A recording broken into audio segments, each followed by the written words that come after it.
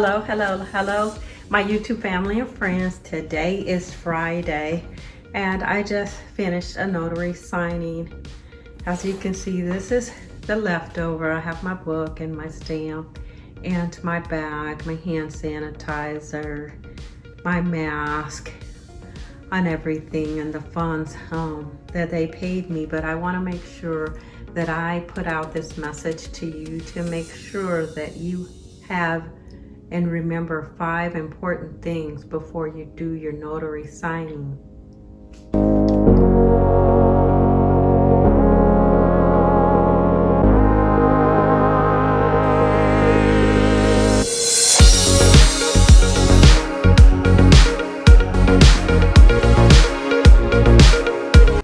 Hello, my YouTube family and friends. I have just finished conducting a notary signing. And so I did want to put out a video while it was fresh on my mind about 5 things to remember when you are conducting a notary signing. And so I wanted to, make sure for your success and whenever you're doing notary signings that you do these 5 things, and then that way it will alleviate any stress on you, the notary.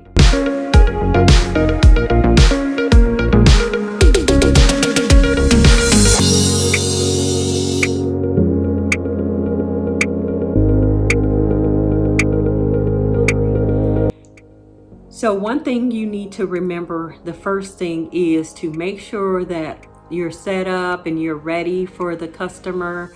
I am a mobile notary, and also I allow individuals to come to me. So with that, I am prepared as a mobile notary. I have my bag available and I have everything that I need in my bag. Also, when the individuals come to me and come to my home, I'll have things set up in my home available for them. So I did that today, and if you look at the first part of this video, you'll be able to see that I had the nice setup. I had my bag, I had my stamp, I have my notary book available. Sometimes I have my cell phone. I'll have that way when it's time for them to pay me for my services, then I am prepared and have everything ready. So again, the first thing is you want to make sure that you're ready and you're set up. Today was really hectic for me with my notary signing. I didn't know what I was going to sign because there was a language barrier there.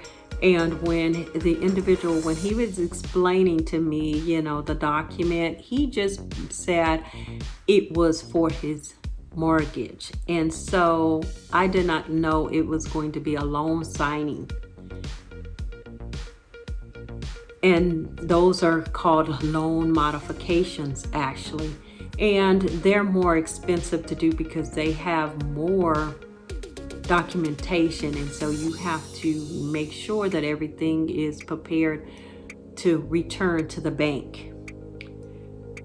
So what the banks have been doing is allowing the notary to be there and not come into their facility and just, sign off and get that done for the customer or the borrower in this case. And so what happened is that this particular borrower, he had his package returned to him. So I didn't know that. So he did everything fresh. And so now he has a new notary, and that was me. And he had to pay me again because we were halfway through it. So I quoted him a cheaper price when he was on the phone. And then when he arrived, I had to tell him 2 different prices because as I was going through the documents, I saw that it was a loan modification, which was going to take a little bit more time to do and usually are more expensive. So of course I want to keep things reasonable for the client, and he was okay with paying my price that I said. He had to pay an additional $5 for a duplicate set of copies that he would be keeping for himself. So I did not, tell him to make copies before he came, because I didn't know what kind of documentation that I would be signing.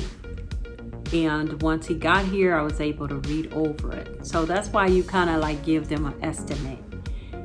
You ask them what documents that you're going to sign off on. And then the third thing you want to make sure is that you stick to your quote. For this one, I quoted $16, the notary signing that I did for the loan modification. You usually get $45, for that. Still not a bad price. Actually, when you go into the bank with the notary signing or the loan package, then you can make anywhere from $150 to $200 for that signing. So at any rate, I was going to be coming up short today with the loan signing, but I promised that I would sign for them. And so it wasn't too bad, but it was when it came to me having to go and make the documents, the duplicate copy. So those are 3 of the 5 things. Make sure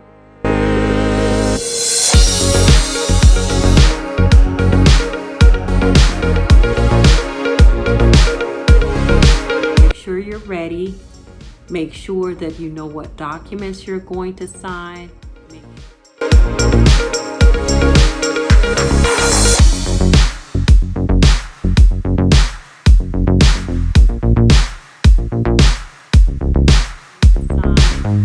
sure that you quote them a price that's going to be comparable for you and for them. And also, the 4th thing you want to make sure is that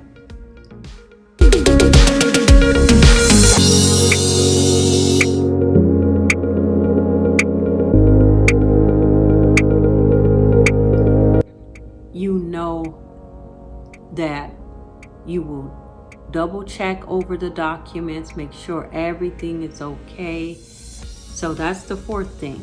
Make sure that they know that they can come back to you. You have checked over everything. And the last